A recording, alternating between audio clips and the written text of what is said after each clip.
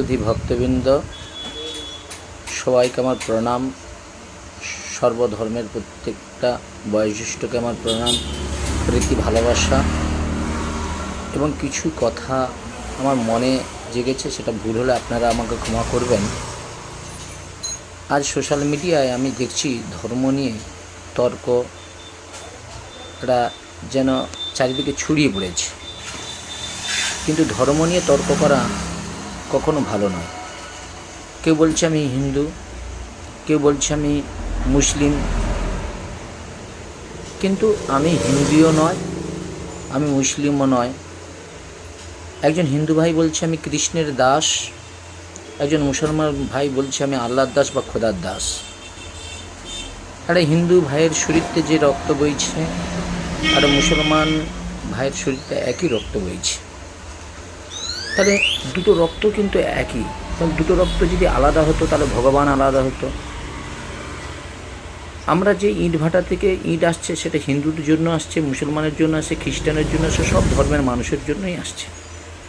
তাদের মা ধরিত্রী যখন ফসল উৎপাদন করে তখন কি হিন্দুর জন্য আলাদা, মুসলমানের জন্য আলাদা, খ্রিস্টানের জন্য আলাদা? একইভাবেই কিন্তু মা সবার জন্য ফসল ফলাচ্ছে। তবে একটু ভেবে দেখুন তো, সূর্য যখন তার তাপ দিচ্ছে, আমাদের এই ভারতবর্ষে হিন্দু, মুসলমান, খ্রিস্টান সবার জন্য কি আলাদা সূর্য রয়েছে? তাই আপনাদের চরণে আমার বিনীত নিবেদন, এইভাবে ধর্মকে নিয়ে তর্ক করবেন না। এক্ষুনি কোনো হিন্দু বাড়ির কোনো ভাইয়ের যদি শরীরের 2 বোতল রক্তের প্রয়োজন হয়, তখন ওই ব্যক্তি বলে যে এই রক্তটা কার। তখন জীবন বাঁচানোর জন্য একজন মুসলমান পরিবারের এক ভাই সে প্রাণ বাঁচানোর জন্য ছুটি আসছে, এক হিন্দু ভাইয়ের জন্য রক্ত দিচ্ছে। আবার অনেক সময় কোনো মুসলমান ভাইয়ের যদি রক্তের প্রয়োজন কোনো হিন্দু ভাই যে দিচ্ছে। তাহলে আমরা ধর্মকে নিয়ে এভাবে ধর্মকে নিয়ে যে আমরা যে কর্তব্যগুলো করছি, ধর্মকে নিয়ে যে বাজে কমেন্ট করছি, এসব করবেন না। ধর্ম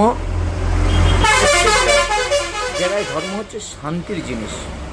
ধর্মকে নিয়ে এভাবে সোশ্যাল মিডিয়ায় এসে মন্তব্য করবেন বা কোনো ধর্মকে বড় মনে করবেন, কোনো ধর্মকে ছোটো মনে করবেন। ধর্ম সবার কাছে সমান, যার ধর্ম তার কাছে সেটা ভালো।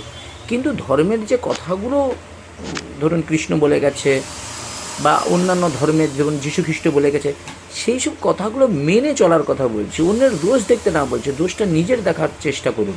এই জন্য সবাই চরণে আমার বিনীত নিবেদন, সর্বধর্মের প্রত্যেকটা মানবকে আমার কর্তব্য, যে যে ধর্মে জন্মগ্রহণ করছে সেই ধর্মকে নিয়ে চলুন এবং হিংসা ত্যাগ করুন, প্রেম আর ভক্তিকে আশ্রয় করুন। ভালো থাকবেন, ভুল হলে আমাকে ক্ষমা করবেন।